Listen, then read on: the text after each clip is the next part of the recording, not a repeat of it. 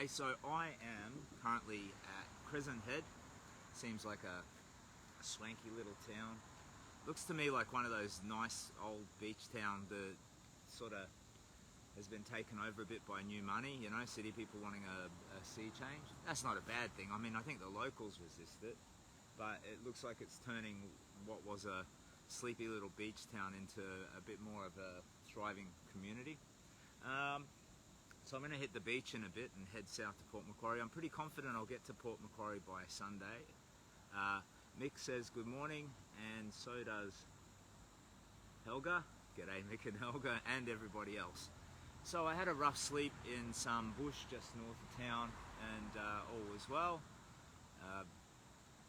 I'm feeling fine. You know, it's day 21. I've been on the road for 3 weeks. Jesus Christ. I think I'm reasonably confident I'll make Sydney by the end of the month, or somewhere thereabouts, and then, you know, leg it into Melbourne. figure that bit out after I get to Sydney. So I might have a day in Sydney, and hopefully there'll be some, you know, media attention. Get on Sunrise or something, because those media pulses are really crucial to getting the donations up for the charity side of it. Like, a big half of this is just me. It's a pilgrimage. It's a spiritual journey. It's an old buffhead trying to fix his broken life. And then it's sharing that with you, showing you that a broken life can be fixed. And, you know, if you enjoy seeing the beach or some of the places that I go, you can share in the journey of it. But yeah, that charity part is the other half.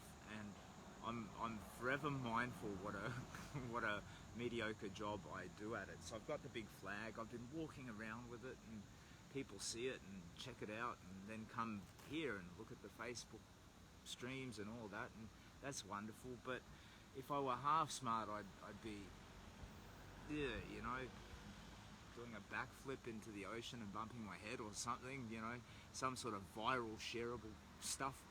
Dawn says, morning Simon. Simon says, morning Dawn, how you doing? So I've gone to a bakery here at Crescent Head, and I've bought myself a big old beef, cheese and bacon pie. I got a bottle of the old Coke, which may not be the healthiest thing in the world, but it's energy. And also, this is mostly chemotherapy took away my taste for sweet food. I wrecked the stream, no, and I stopped the alarm.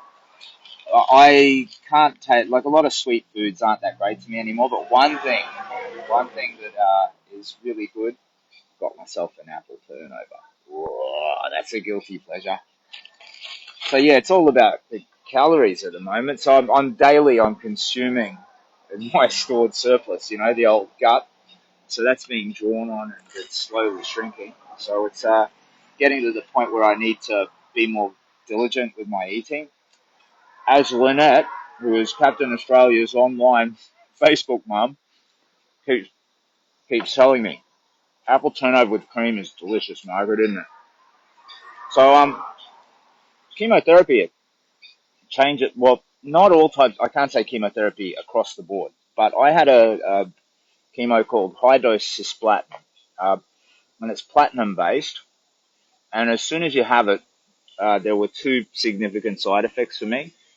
And chemo only increased my survival rate by about 2% too. It was mainly radiation that was my form of treatment. But the side effects are you immediately completely lose your taste. Like the first day after that chemo, bang, you can't taste food anymore. Eating is surreal and weird. And for many people, like it slowly comes back, and your mileage varies on how long that process takes and how complete the return is. So some people will say, no, my taste is all good now, came back completely. But they're in the minority. Most people at least have a partial loss of taste. So for me, a meat pie is still good. Chocolate, no good, which is probably a good thing. French fries, all those chips, you know, with chicken salt and all that sort of stuff that you could have, taste like potato. They just taste like potato, and not even like good potato, like mashed potato or something. They just taste like potato. Um, so yeah, you know, that's one of the gifts chemo gives you. And also tinnitus, this ringing in the ear. It's constant. But I think the big walk is helping to So I have at home had to maintain a mental discipline to zone that out. But in the big walk, I think with all of the constant ambient sound, like the crickets and the ocean and all of that, I think it's kind of um, helping with the tinnitus problem. Yeah, it's giving me a backdrop that kind of rebalances the background hearing. Anyway, so I guess this is just a Captain Australia news update. So I'm at Crescent Head and I'm headed for Port Macquarie, and I'm pretty confident I'll get to Port Macquarie lunchtime tomorrow. So I've looked at it. I had varied reports from locals about how long the beach walk is from here to Port Macquarie. One person said 60 kilometres, another person said 50, another said about a day. But I've looked and I've sort of done the math with the online maps. Andrew says morning Cap, Cap says morning Andrew, and it looks to me to be about 40k. So I'll do the bulk of that today, pitch a camp, and then rock into Port Macquarie in the morning. Port Macquarie, I'll maybe do like a bit of a half day there and get up on some laundry. Like, I don't know if you can see how filthy this is and how torn and beat to crap. So I've got the other high visibility water resistant uniform, but that's sort of blue and the colour, like this is the iconic Captain Australia military Santa uniform, so I like this one more. Um, I'll hope to do a bit of laundry and have a nice shower if I can find a place. But anyway, Crescent Head, Port Macquarie, and then points south from there. Now Sydney's going to be interesting because it'll take a couple of days just to power through the greater Sydney metropolitan area, and it's all going to be full on urban. So I think I'll shift then from Bushman Captain Australia to more like a authentic homeless Captain Australia, So I might have to, find a little discreet tucked away spot under a bridge or something to sleep, and figure that all out as I go. But Sydney's going to be a different game, I think. Getting out of Brisbane. Well, I knew all of the area, and there's always little bits of scrub and stuff, but yeah, Sydney's quite a big sprawling city. So I'm going to eat my beef bacon cheese pie and my yum yum yum apple turnover and guzzle down my Coke and start walking. But very soon I'll hit a bit of beach, and it should be a magnificent, beautiful stretch of beach. So I'll share that with you. And what the hell? YouTube's telling me Jackass Forever, the official trailer. They're making another Jackass movie. Why do I need to know about that? I guess I could learn from it. That could be research. I could do some sort of Jackass style stunts for you. Anyway, I'll find a place here to fill up on water, just in case it takes longer than I thought. And I'll give you an update from the beach. So, everybody who is watching, thank you. If anything in this mad quest of mine is helpful to you or yours, I'm absolutely delighted by that. If you at all see any merit in the charitable dimension of what I'm doing, short of donating directly, which you can do, there's a sticky post with all of the links. But short of that, you can anything you could do to share or promote the walk as well, that would be very kind of you. You might have a rich uncle Moneybags. You could send him a little, hey, Uncle Moneybags. Oh, can you hear the birds? Or are you just telling me, is that like stop and smell the coffee? Because these earbuds have an ambient sound mode and a normal sound mode. And the problem with Facebook is I get no idea what's working and what's not sound-wise. I don't know if you can even hear me. Anyway, I'm going to eat my brekkie and get a move on, guys. So I'm here, Captain Australia, and I'll take some lovely photos of the beach, and I'll do a stream from the beach later. Oh, and I have a radio interview at 8:20 Brisbane time. I think I've got a bit of a while before that. So yeah, media.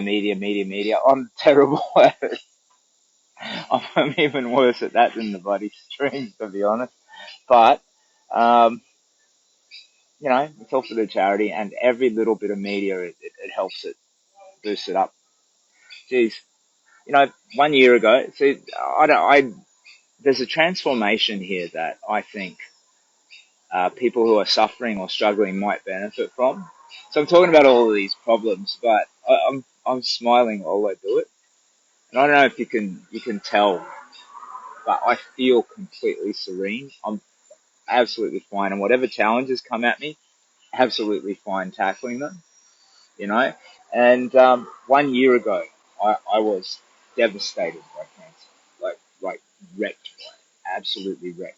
I was looking at the insurance solutions off my superannuation that might allow for a payout in the event of my death, or that I met the criteria of being permanently disabled. And I was getting there, clinically morbidly obese from the radiation damage to the thyroid, all of that. I was getting there, I had a whole bunch of crippling problems. And that was a year ago.